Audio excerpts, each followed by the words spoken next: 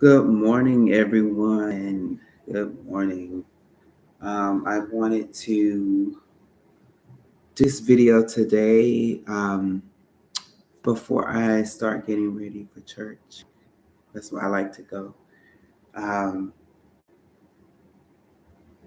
and I've meditated on this, and I'm just going to go into it. But I would like to talk about the definition of you.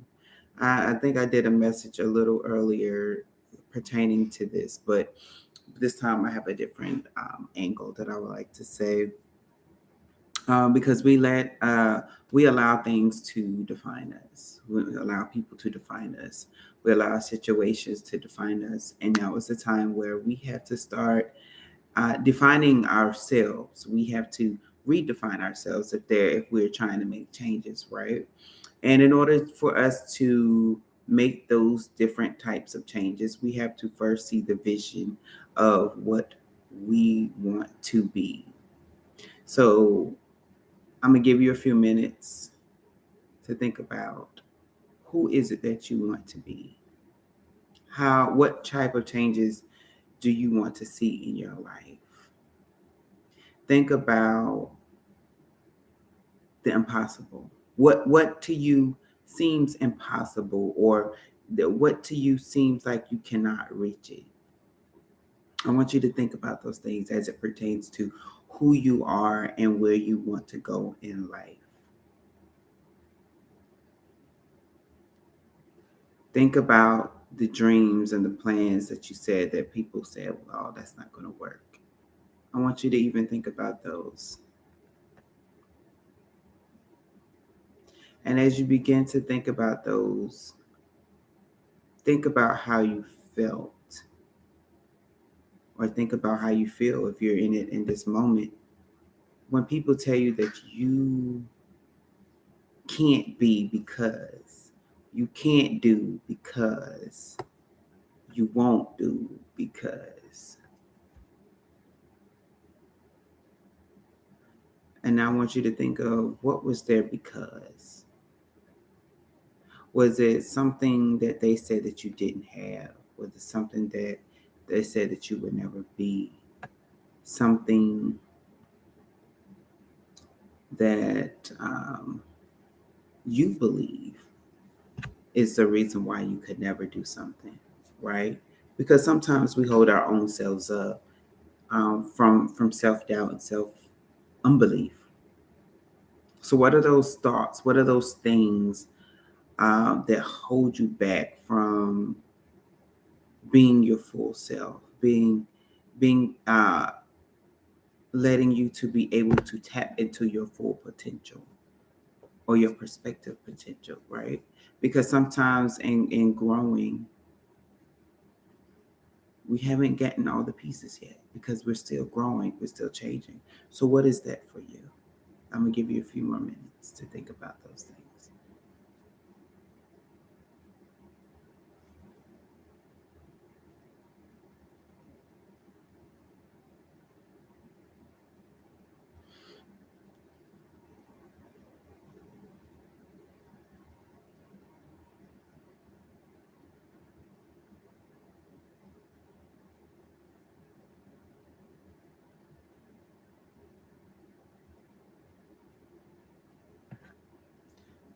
Now that you have those things, you should write them on a piece of paper and burn it. Because now you need to let those thoughts go. Now you need to allow those naysayers' words to hit the ground. When I say hit the ground, hit unfertilized soil. Let it hit on dry ground. Let it hit on dead ground so that it can die where it lay, right? Um, Start believing in that dream. Start believing in how you see yourself. And no, it's not going to be an overnight change. That doesn't happen. Think about the caterpillar. It has a full life before it becomes a butterfly. Then it has a life inside of the cocoon, which is a good amount of time, a good season of its life is in the cocoon, the preparation period before it becomes a butterfly. And then once it becomes a butterfly, it has another season of its life, right? So some of you may be in your cocoon season. It may means you have to separate yourself um, from people, from things that you normally do. It means that you have to stay focused on that change. What about that change? What are the characteristics of that change where you know that you need to focus, put your full energy, put your full focus in, um, to help you with that change? And so, for example, for those of you with locks, there was a process. You begin your process, right? And you may start off with the little afro, right? And then for me, I did the comb twist, right? So some people do comb twist, some people have to get box braids, some people get the faux locks first to start it off, because and it all just depends on that starting process. But the part of it is that you start the process of changing. Changing just doesn't happen because you will it. You have to actually start a process, right? And once you start that process, what happens is that things begin to align itself with you.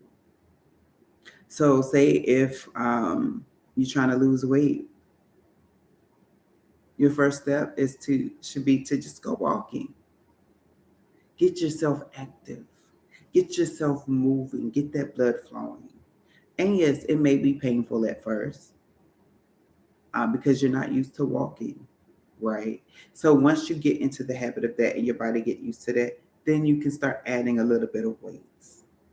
And when you start adding a little bit of weights, eventually that weight is going to feel like a piece of paper. And that means you got to go up another size of weights. And you do that and you keep doing that. And then you can start working on changing the way you eat, right? Because everything takes a process. And maybe at first you say, well, I'm used to eating fried foods like 6 out of 7 days a week. Maybe I'll cut down on the amount of fried foods that I eat. Maybe I'll eat fried foods 3 times a week as opposed to 6 times a week. I'll just cut out 3 days of fried foods, and that's where you start. Or maybe you say, well, really, I could see myself giving up soda right now. I'll give up the soda. Um, and so you give up the soda, right? But you have to take the steps to get there, right? Because what people say that you can't do, that should be your motivation. That should be the driving force to say, hey, I'm going to do it because in spite of what you're telling me, I'm going to prove you wrong. And in the proving yourself wrong, you're also saying these things. I'm going to prove to myself that the dream that I have of myself will come to pass. It's going to happen. I don't care what I look like now. I don't care the situation that I'm in now. What I do care is that eventually when I get to my end goal, I'm going to reflect back on the process, and I'm going to reflect back on all those who said that I couldn't. And I'm going to sit up there in my glory and my fabulousness and my whatever. That word came to me actually. In my kingship, my queenship, whoever you are, and you're gonna sit in it, and you're gonna be bask in the glory of the victorious win that you have for yourself. But it first begins with you. It first begins with taking those steps. It first begins with getting out of your comfort zone, because we have to stop being comfortable in torture, in pain. A lot of people get in painful situations and feel like, oh, I have to stay in this situation. No, you don't. No, you don't. I was talking with a friend last night about relationships, and she said that she, in her last relationship, um, she felt like he knew that she was about to break up with him. So um, she had scheduled a call with him. He never called her. It's now been 3 months, and she refused to get rid of his number. And I said, "Why? You're holding on to a situation that's not serving you. You're holding on to a situation um, that you know is not going to happen. He's disrespecting you, and you're putting all your energy into it." And she said, "No, I'm not putting my energy into it." And I'm like, "Yes, you are, because if you're trying to change something, right? You can't hold on to the old stuff. You have to let it go. You have to shut that door. So if you're one, if you have this bad relationship with someone, and they're always tugging on you, they're always pulling on you, you always more concerned for them than they are concerned for you. If that's not an equal give and take relationship, it is a dead situation, and you have to let it go, because what you're doing is all of that energy that you can be pouring into yourself, into your dreams, you are pouring it into someone else who doesn't care about you, who doesn't have your best welfare at hand. And if you want to look at it in a different light, as I told her, what you're saying is that if and I'm going to say this because everybody kind of knows about breast cancer, right? It's like you going to the doctor, and the doctor saying, "Hey ma'am, hey sir, I found this, you came in for a normal checkup, but I found these cells to be cancerous in your body." And you say, "Oh well, doctor, I haven't felt pain in this, it hasn't caused me any pain. It hasn't done this to me. So you know what? You don't have to worry about removing it. I'll keep this cancer just in case, it goes into remission by itself. Just in case, my body's able to fight it off. So you don't have to worry about me going into treatment. You don't have to worry about treating me because it's going to heal itself." And that's not how cancer works. Once the doctor finds the cancer must be removed. The cancer has to go. So all of those naysayers, all of those thoughts that said that you can't, is your cancer. All of those people, and I don't care who those people are. It could be people in your family. It could be your other half. You have to shut the cancer up, because sometimes people get so um, ingrained to listen to other people that they stop listening to themselves. And sometimes that inner voice is telling you, and sometimes that inner voice is God, mind you. That inner voice is telling you, "No, I need you to push forward.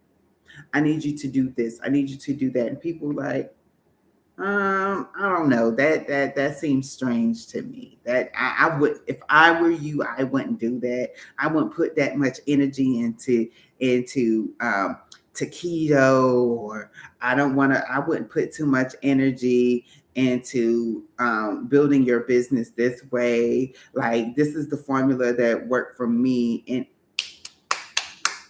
people, wake up, because you. What worked for somebody may not work for you. You have to find out what types of things work for you, and the only way for you to do that is for you to do it. Just like Nike, just do it. And when you find out something, maybe not all of those steps work for you, but maybe the majority will. But you would never know that until you start taking these steps. You will never know until you decide, "I want to do this for me. I want to see how this works for me." I never talk anybody out of their dreams. I tell them, if that's what you feel like you should do, then you should do it. If you feel like that's what you need to do, or if you feel like that's something that you don't need to do, then don't do it. But make sure that you have your best interests at hand. Make sure that in your decisions, you are thinking about you. You are thinking about how it's going to make you feel better, not worse. We have to stop living in pain. We have to. And when I begin to think about this particular message that I wanted to say, I begin to think about people living with HIV. For those of you who don't know, if this is your first time, I created this channel, this title, because I worked in the HIV field for years as a kid, mind you. And I began to think about the different health conditions that happen. So with people who live with HIV, um, they age faster. And these are all scientific facts. They age faster. They're more prone to get arthritis early. If you're a woman, women are more prone to go through menopause at an earlier age than most other women. There's things called oh gosh, now I'm forgetting it, but it's like a dystroph. This anyway, it's like a disform. Your body becomes disformed.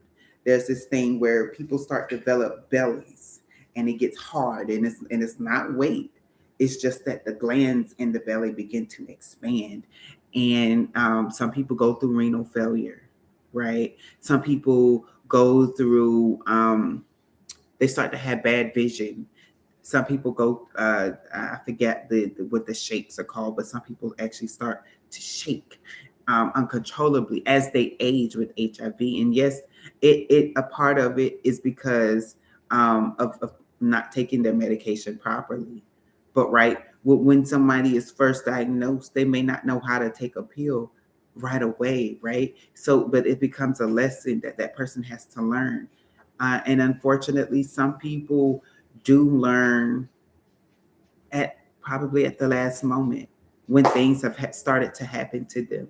So some people find out that they're HIV positive at a later stage, and that later stage is known as AIDS. Um, I have I know so many people who've said, they've had they found out that their status at AIDS status, meaning that they were literally on their deathbed and had to um, recover from that. Um, for scientific purposes, they will always be known as someone who has AIDS, but their cell count, their blood count goes back into like the HIV status. Um, and that all just means a weakened immune system. And now we're living in COVID days, right? What does that mean? How does COVID and HIV affect your body? Most people that I know, not all, most people that I know living with HIV also smoke. But one of the top things is that if you're living with HIV and you smoke, that means that you're more prone to have a heart attack no matter how old you are. And that heart attack could take you out just like that, right? But the thing is, um, when it comes to living with these diseases, you have the power to say, okay, I may have HIV, I may be living with AIDS, but I'm not going to suffer these consequences. I'm not going to get arthritis at an early age. I'm not going to have this body dysmorphia where my glands swell up and it's getting hard and I can't lose it. I'm not going to go through renal failure. I'm not going to lose my eyesight. I'm not going to lose weight. I am not going to die. And it's when you start prophesying and speaking those things into your life that they start to happen. Your body gets aligned with what you're speaking. Your mindset changes into a bolder mindset, and just things start to happen for you.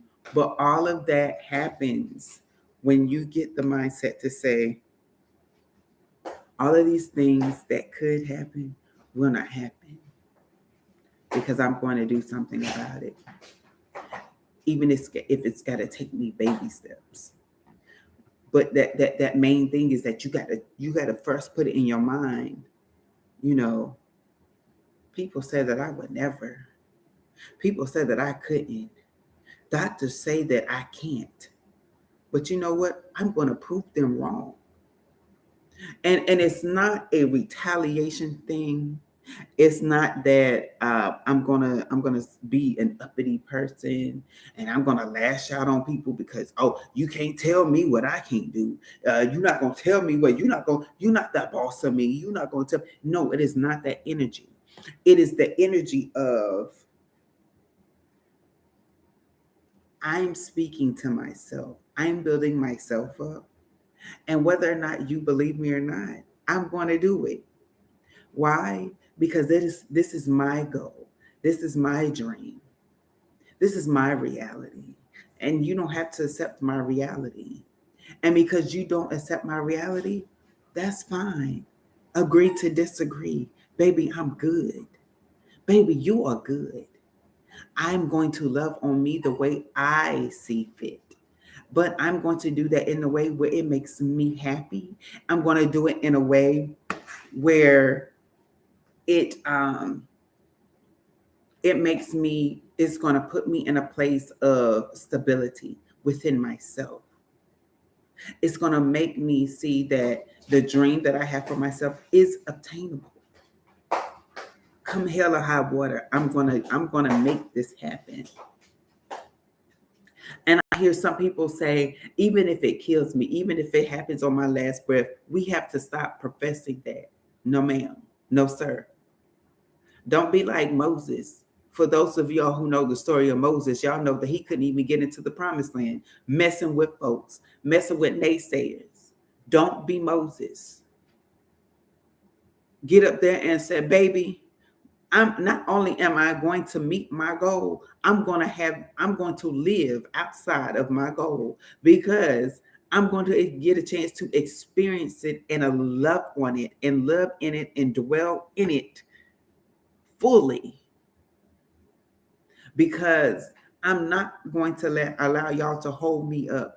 I'm not going to allow y'all to make me miss the mark for my goal and my dream and my aspiration because you don't believe in it. No. You say that within 2 years, I could lose my foot. Okay. My goal is to not lose my foot because I want to run a marathon in 2 years because I'm trying to get my body right. But here's the thing, even if you start the goal to not lose your foot, you have started the process of changing your body because your body is not just your foot. And so you can get up there and change that outcome. And so now there's like, oh, well, you can keep your foot. And then there's some of you who say, I started the process and they still had to cut my foot off. Okay, we'll get you your prosthesis and you still continue to do that work because you got the rest of your body to live for. You're more than just that amputated foot, right? So you get that prosthetic leg, you learn how to live with it, or that prosthetic foot, excuse me. You learn to live with it, and you still go run that marathon. You still prove the naysayers wrong. You still tell those people who said that you can't and that you won't, and you tell them, I will. And not only will I do it, I'm going to succeed at it.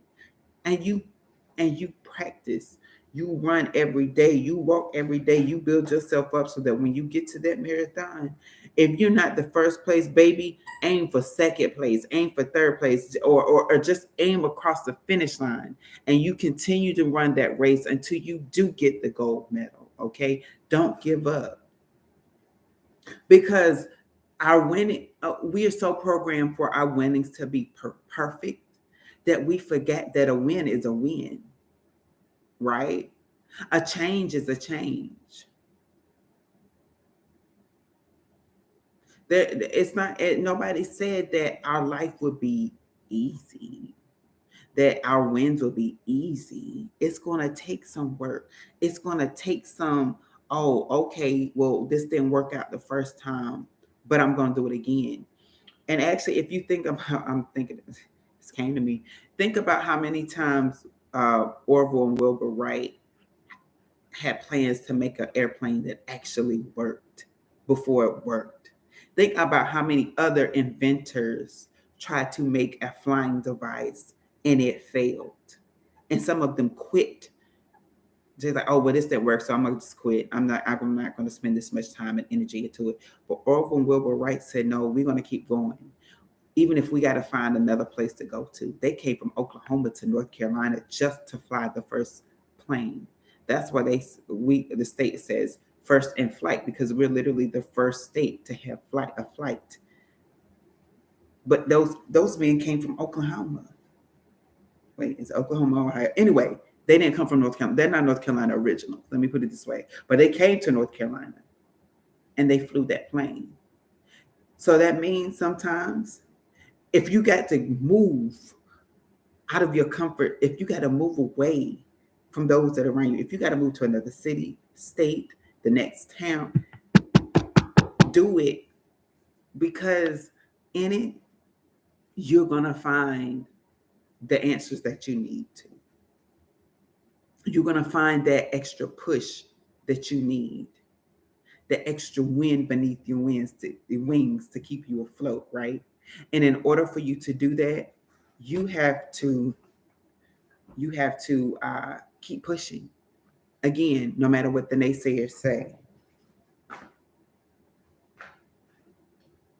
So keep pushing. And you bind up people's hands and their tongues that try to talk to you and tell you otherwise. That says you can't, because you can. And you will succeed. And if you have to find other people, if you tell other people and you find that there's other people, unlikely people, that motivates you and push you, then you do that. You don't allow a few people to destroy a whole entire dream. Because again, and I say this all the time, your dreams or your aspirations or your goals are not just for you. You may help motivate other people that see you and know your beginning. And then when they see your new beginning, oh baby, I see you did that. And I want to be able to do it too. And you know who's there rooting for you the whole entire time? God. The whole spiritual world is saying, we believe in you. Whether or not you see us, whether or not you feel us, we are there pushing you. We are there rooting for you, because you are not allowing people to stop and kill your dream. So I wanted to tell you that this morning. Don't allow people to kill your dream. Don't allow people to tell you that you can't, because you can. I know so many people who had life-changing events happen. And I'm talking about like positive life-changing events, because they took the initiative and they did in amongst the laughs. They did amongst the ridicule and the talks about. They kept pushing forward, and they said, I am not going to give up. And they are doing the thing that they set out to do. And they are enjoying it. And for those of them that did businesses, they are basking in the money. They are basking in their wealth. So you have to grab hold onto that thing and don't let go. It's just, even if it's a wild bull in these streets for you, you hold on to that wild bull. Don't let that bull shake you loose. You tame that bull to your command. I'm literally seeing a rodeo as I'm saying this. I'm seeing a whole rodeo, and that guy is holding on to that bull, going back and forth. And that person holding on. Woo! I'm riding this. I'm not letting this go, because I see the end result. And people who've seen how crazy my road was to get here, gonna be amazed at my transformation. Whatever that transformation is for you. But again, you got to speak over yourself. And over that thing that I will not allow the mundane to tame the extraordinary parts of myself that are trying to grow, the extraordinariness about my dreams. So go out and be great. Enjoy your Sunday. And until next time, because you're going to see me again real soon, like real soon. Have a blessed day.